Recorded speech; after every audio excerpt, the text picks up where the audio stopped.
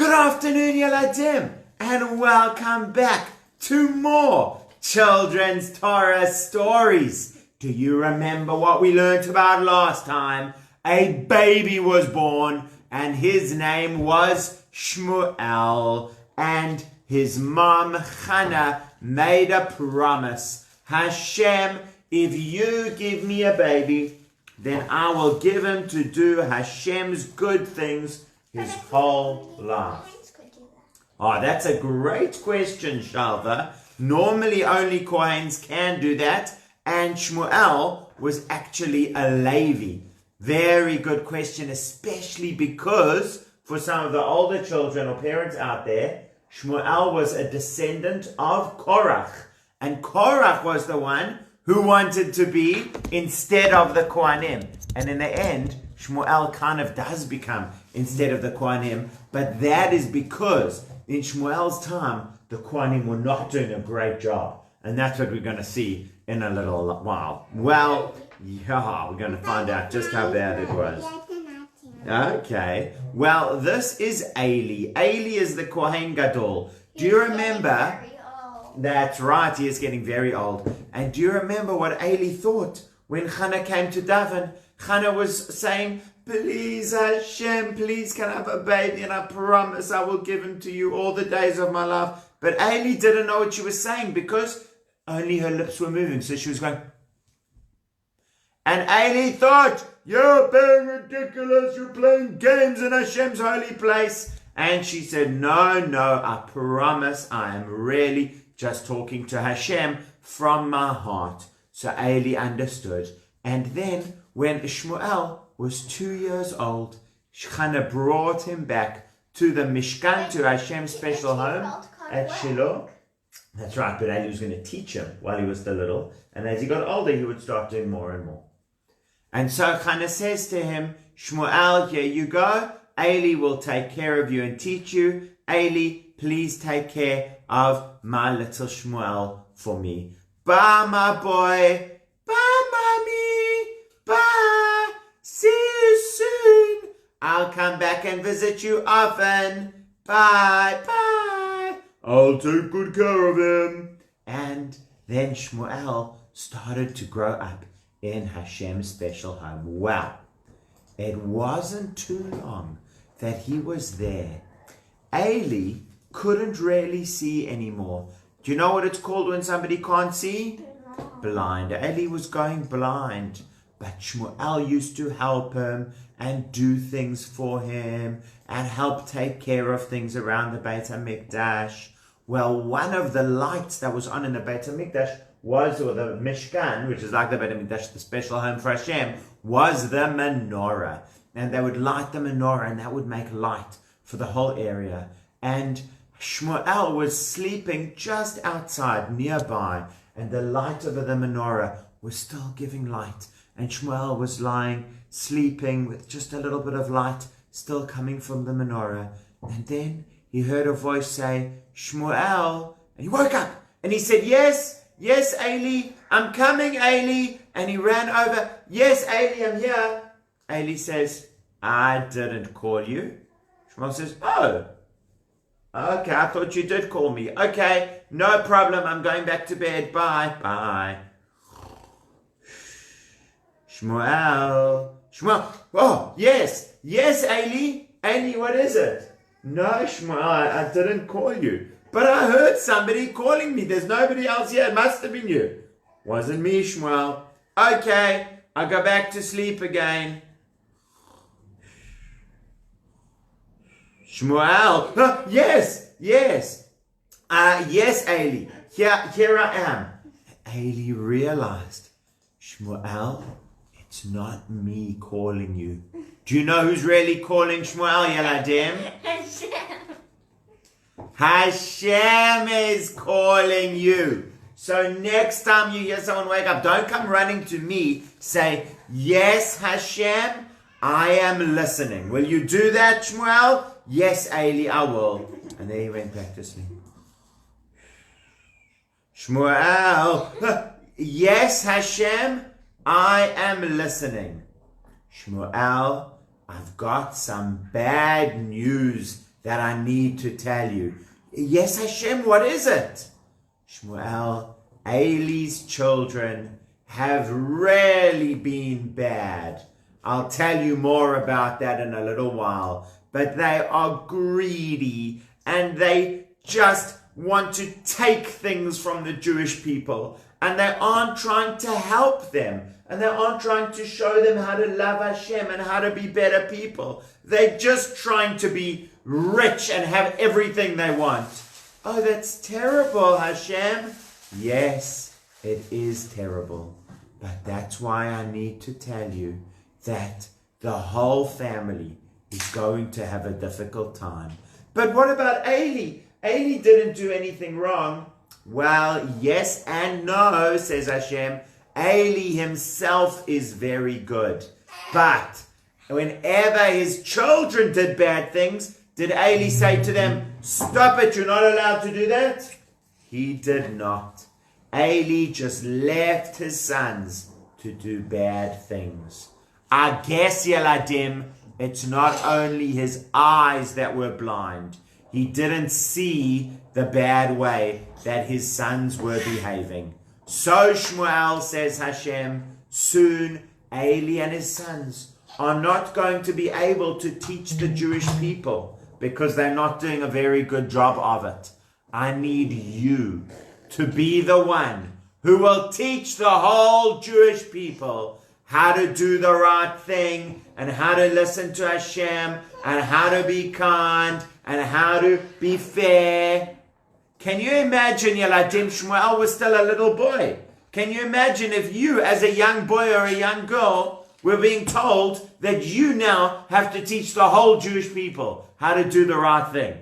Whew! He wasn't even finished school yet, guys. But that was what Hashem was telling him. So Shmuel says, okay, Hashem, I will. But he didn't want to go tell Eli because that really wasn't good news for Eli. He didn't want to go and tell Eli, oh, Eli, Hashem said things are going to be bad for you and your family because you didn't listen nicely. So Shmuel didn't say anything. Well, the next morning, Eli said, Shmuel, did Hashem talk to you last night when you kept getting called? And he said, tell me, Shmuel, tell me everything. You have to tell me, even if it's bad. Please tell me what Hashem said. Okay, Eli, I will. Hashem said that because your sons have behaved so badly and they haven't done the right thing for Hashem, and because you never stopped them doing what was wrong, that you and your sons are not going to be the bosses of the Jewish people anymore, and that I'm going to have to teach them and take care of them. Says Eli, well, you know, Hashem knows what is the best thing to do. And even if that isn't what I want, I understand that Hashem will do what is best. Well, that is what starts to happen. And as Shmuel gets older and older, Hashem talks to him more and more. Hashem teaches him things. Hashem tells him, start going out to the Jewish people and start teaching them. And that's what he started doing. And Hashem didn't really speak to other people. Hashem didn't speak to Eli. Hashem certainly didn't speak to Eli's sons. Hashem was speaking to Shmuel. And Shmuel was the one who would go and tell everyone, everyone, this is what Hashem said. Well, while that was going on, do you remember who were the bad guys when Shimshon was around helping the Jewish people? It was the Plishtim. Well, I'm sorry to tell you, Yeladim, the Plishtim are back. There are more Plishtim than ever, and they are stronger and meaner and fightier than ever before. We are going to take over the whole land of Israel, and we will chase the Jewish people away. Yay, can I hear hooray for the Plishtim? No, definitely not. The Plishtim are not the good ones. They're trying to chase away the Jewish people. Well, out went a whole lot of Jewish people to fight against the Plishtim. And we said, okay, we're going to chase you away because we are stronger than you. Is that the right thing to say? We're going to chase you away because we are stronger than you. No, no, no. Hashem, please help us. That's the right thing to say. Fighty, fighty, fighty. Who are the best fighters in the whole world, Yeladim? Hashem. Plishtim. Well, Hashem is obviously the best at everything. But in terms of if it's just people and people, the Plishtim are stronger than Jewish people. So Jewish people forgot about Hashem. Bing, smash, bonk on the head. Run away. Jewish people had to run away from the Plishtim. Things were not going well for the Jewish people. Well, they had an idea. The Jewish people were talking and talking, and one of them said, hey, I've got a great plan. What if we bring the Aron Kodesh from the Mishkan? What if we bring the special box where we keep the Torah that Moshe wrote and the 10 Commandments that Hashem gave Moshe? What if we bring that when we next fight against the Plishtim? Then we will definitely beat the Plishtim because Hashem will have to help us. Hashem can't let us lose if we have His special Aron Kodesh. What do you think, Yeradim? Good thinking or bad thinking? Bad thinking. That is bad thinking. Why is that bad thinking? Because Hashem will help people who are good and who are doing the right thing. Not people who are carrying special or holy things. If somebody's got a Torah, they say, okay, I'm going to fight you and I'm going to bring a Torah, so I'm definitely going to win. And they hold the Torah while they're going to punch someone. Do you think that's a good thing? No, that's a terrible thing. That's not what the Torah is for. The Torah is not a magic trick that you're going to use to fighty. That isn't what Torah is for at all. And nothing is holy. What people do around it. Oh, excellent. You've been learning the Rambam, Salva. Excellent. Well, this was what the Jewish people decided. They came and they brought the Aron Kodesh all the way from Shiloh. And do you know who said yes? Eli's two sons, Chophni and Pinchas. Eli's two sons said yes. And let me just tell you, remember I told you that Eli's sons were bad. Well, let me tell you the kind of thing that they used to do. People would come to the Mishkan, to Hashem's special home, and people would say, hello, I would like to bring a korban to Hashem, please. Are you going to give us some food? Well, the korban does have some food for you guys. A lot or a little bit? Just a little bit. Go to the back of the line. Okay. And then the next person would come along. Hello, can I bring a korban to Hashem, please? Are you going to give us food? No, this one doesn't have any food for Hashem. Then go away. Bye. And then this one would come along. Hello, can I bring a korban to Hashem? Is it going to be food for us? Yes. A lot or a little bit? This one has quite a lot of food for you. Okay, front of the line, you can go straight away. That's the kind of thing they always used to do. And if people would say, okay, I'm getting ready to give the korban to Hashem, but first give us food. They were like that all the time, these guys. It was crazy. Well, that was so bad. And then they even bring along Hashem's special Aron Kodesh. Well, I must tell you, when the Plishtim saw this, they started getting scared. They said, oh no, Hashem is in the box. Hashem is going to fight us. Is that how it works, Yeladim? Is Hashem in the box? Plishtim said the Jewish people brought Hashem with them. Instead of Hashem staying at home, Hashem came with them in the box. Plishtim didn't understand. But that's how the Jewish people were acting. They were acting like Hashem was in the box. And that's why the Plishtim were thinking like that. Well, the Plishtim were not scaredy cats. That is for sure. Plishtim were brave and they were strong. They were mean and they were bad and they loved fighting. But they were brave and strong. And the Plishtim said, don't be scared, Plishtim. We will fight the Jewish people. We will even fight Hashem in the box. And if we lose, we will lose fighting the best we can. But be strong and be brave. Rah! And the Jewish people go, Rah! Who do you think's going to win, Yaladim? Give me a thumbs up if the Jewish people are going to win. Give me a thumbs up if the Plishtim are going to win. Well, this is what happens. Rah!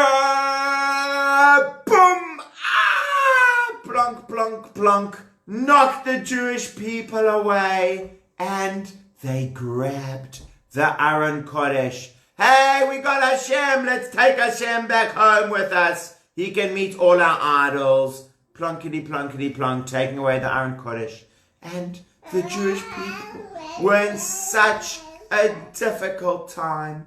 And Eli, when he heard this, well, Eli was an old man by now. Eli was 98 years old. And when they came and told him, Eli, the Aron Kodesh of Hashem has been taken by the Plishtim, and the Jewish people were chased away, including your sons Chofni and Pinchas. Eli said, oh no, I can't do this anymore. And Eli stopped being the Kohen Gadol. Now there is only Shmuel who is going to lead the Jewish people, who's going to show them how to do the right thing. Well, the Plishtim came back with the Aron Kodesh that was supposed to be in Hashem's special home. They grabbed it from the Jewish people. They brought it home, and guess where they put it? With the idols. They put Hashem's special, Hashem wasn't in it, but it was Hashem's special thing. They put it in the room with all the idols. Well, Yaladim, what happened next is actually quite funny, because Hashem started doing tricks on the idols. Do you want to hear what Hashem did? Yeah. I want to tell you, but there's no time left for today. I'm going to have to tell you next time. Bye!